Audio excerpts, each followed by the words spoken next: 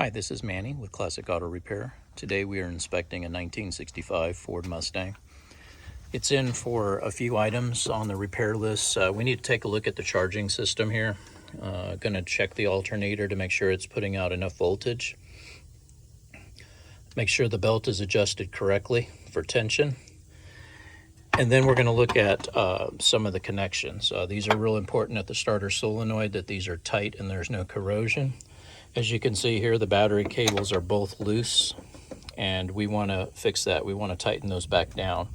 If you do remove the battery cables when the car is sitting in the garage, make sure that you tighten them back up. It's preferred to have a removable, they have terminal connections with a knob on them that you just unscrew, and then you tighten it back again, and that makes the connection or disconnects the cable.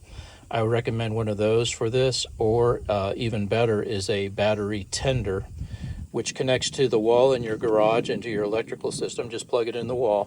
The other end plugs in on this battery, and it trickle charges the battery. It's not used to jump a battery or a car to start it. It's used to maintain the battery level at 100%, so that when you do go out to cruise, you know that this battery is completely charged and ready to take care of business when you need it. So again, for about $49, $50, you can find those at Walmart, AutoZones, O'Reilly's. Most places are going to carry the battery tenders that are out there. So just look for something that's for a 12-volt system. It'll keep your battery charged. Going down the list, we're looking at doing a quote on the brakes on this. This has the base. What was the basic system that was offered in 1965, which is a single reservoir battery master cylinder, no power booster. So this is eligible to get the brake power booster, which gives you a vacuum assist. It makes it real easy to apply the brakes versus manually, which you really have to step on it to get this car to stop. It also has dual reservoirs, so there's two of these reservoirs instead of one, because if this goes empty, you lose all your brakes. On a upgraded system that has dual reservoirs, you can still maintain the front or back brakes if one of the systems were to fail. However, without the power brake feature, you can still get just the master cylinder itself, depending on your budget. But I would definitely, at this time, going through the labor, I'd recommend putting the booster and upgraded master cylinder, dual master cylinder setup all at one time, because you are going to have to change some lines here and make them route differently on the new setup.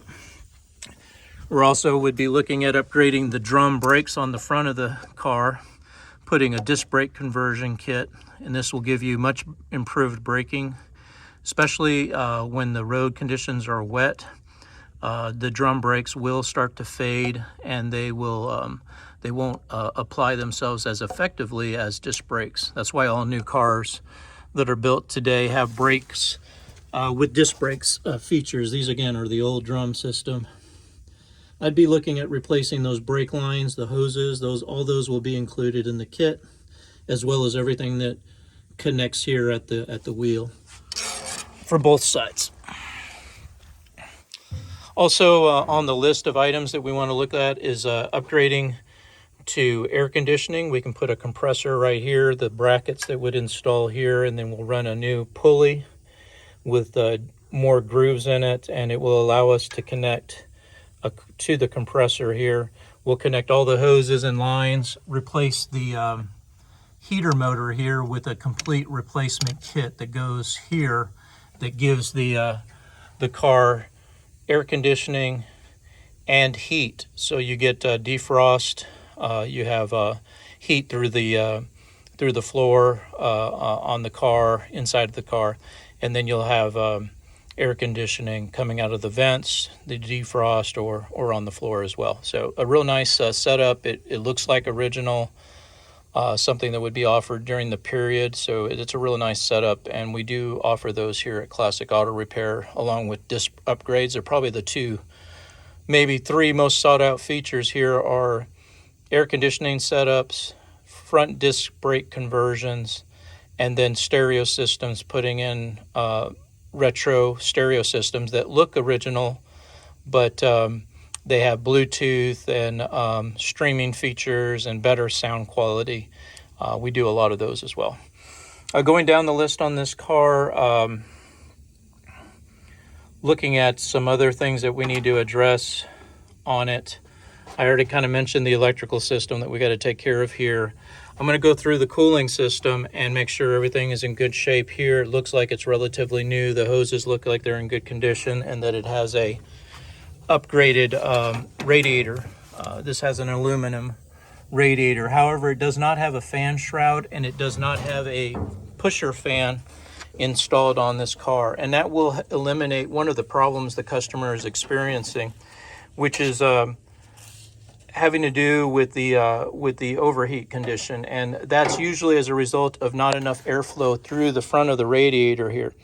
Usually when you're sitting at a drive-through or a stoplight, the mechanical fan here is directly connected to this pulley driven by belts, and it's only turning at 800 RPM, rotations per minute, when the car is idling. So this fan doesn't develop a lot of pull, and therefore the radiator doesn't have an efficient way to cool itself down.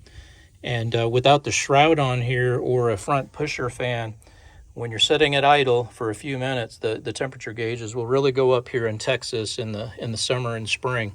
So we'll definitely look at a solution here to help with that and eliminate that problem with the electric fan. It does come with a computer module that measures the temperature inside of the radiator, and it will come on anytime that the radiator is getting too hot.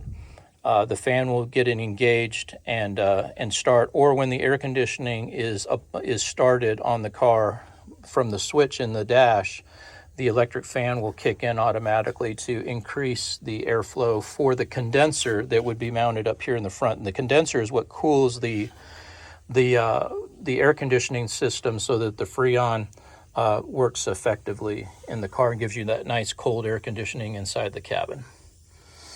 Going down the list, there is some play in the power steering, and we're going to be looking at all the different pieces on the top of the car as well as on the bottom for any problems. You can see a little bit of fluid right here, and this is draining down from the power steering pump. And what I usually do is I just check along the bottom of the shaft to see if there's fluid here, and then I look down here at the bottom of the pressure hose for some signs of leaking. So from the top side it looks pretty good, but we'll check it from the bottom to see if we can isolate any issues with the power steering leaking from the pump itself. It could have a problem with let's see, there's no dipstick in here and it looks low because you shouldn't be able to see the top of that metal part right there, and you can. So it definitely needs fluid, which means it's probably leaking fluid somewhere, and we got to isolate that and fix that before the pump burns out, or if it is already gone, we'll go ahead and replace this whole unit right here with a new one. I'll be checking the bottom of these valve covers from underneath the car to see if there's any gaskets that are leaking and putting oil down the side of the motor. It's real common on Mustangs and Camaros of this period to have issues with leaking valve cover gaskets. I'll also be checking this voltage regulator to make sure everything is in good shape and that it's charged. It's what controls the charging of the electrical system. So if your problem's not the alternator or battery connections, a lot of times it'll be this part right here. And we'll get that checked out as well.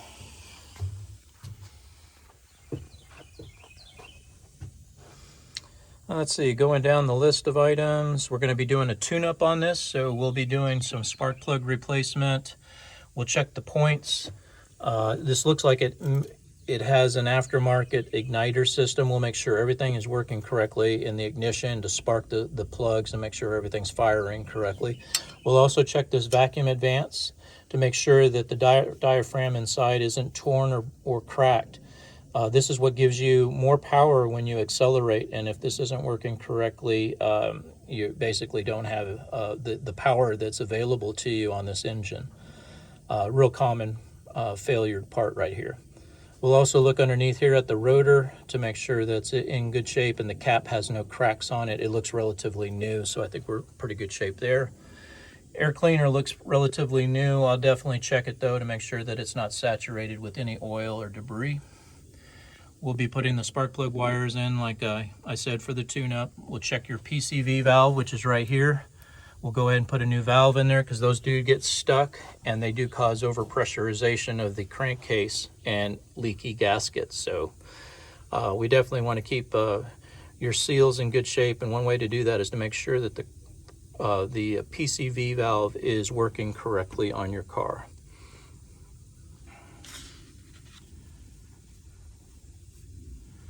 Let's see, going down the list, I have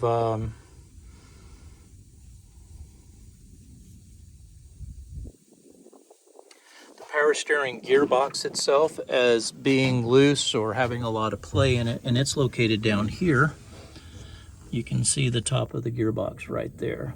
That nut and stud right there with the slot in it is how you adjust the lash in the steering box, and a lot of play can be eliminated by adjusting that bolt. Depending on whether it's been adjusted before or if it's worn out, you may have to replace the whole steering box, and that's relatively easy for us here with the lift. We'll just unbolt it from the frame, take off the pitman arm, and install the new unit right there. So I'll check it out and see if it's eligible for adjustment or if it needs to be replaced.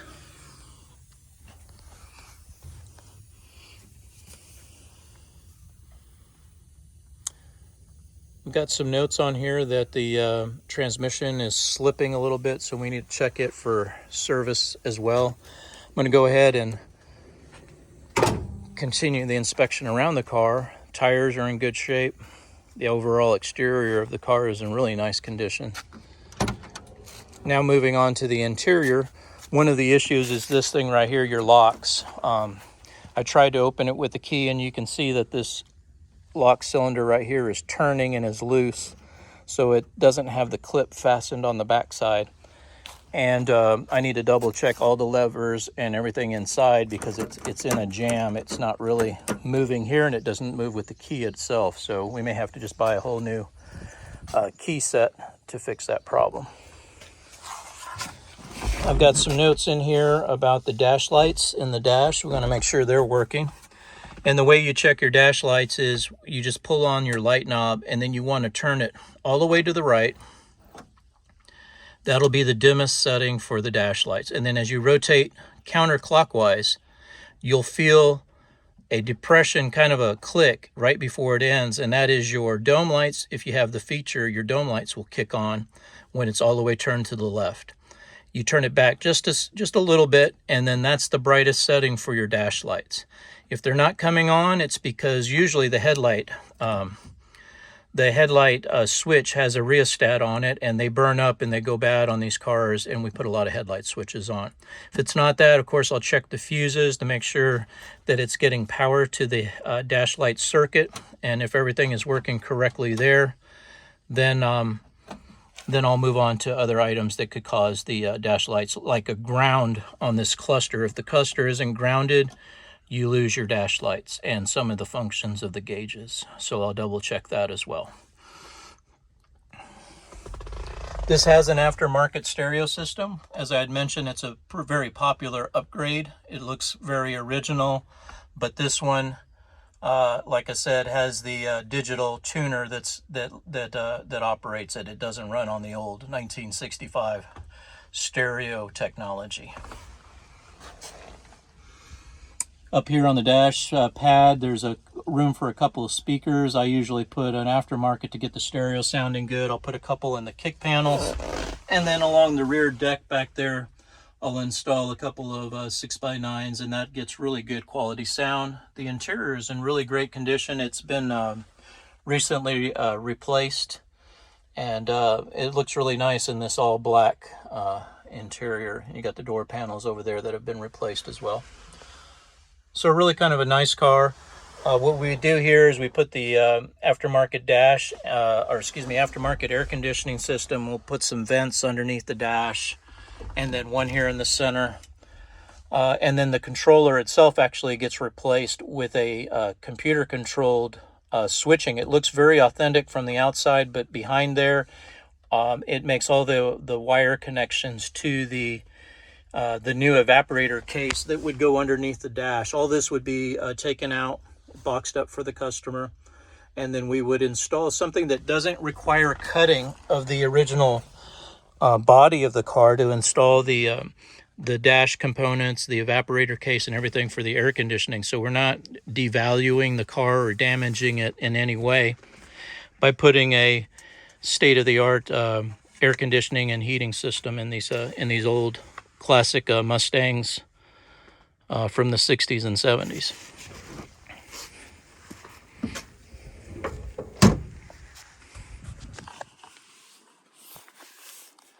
Another issue that the customer has on the list is complaints about exhaust fumes. So we're going to be looking at the exhaust pipes, making sure that everything is sealed and that there's no cracks or holes in the exhaust system on this car. And you'll see that as the second video where we'll be looking at the bottom of the car. This is Manny with Classic Auto Repair.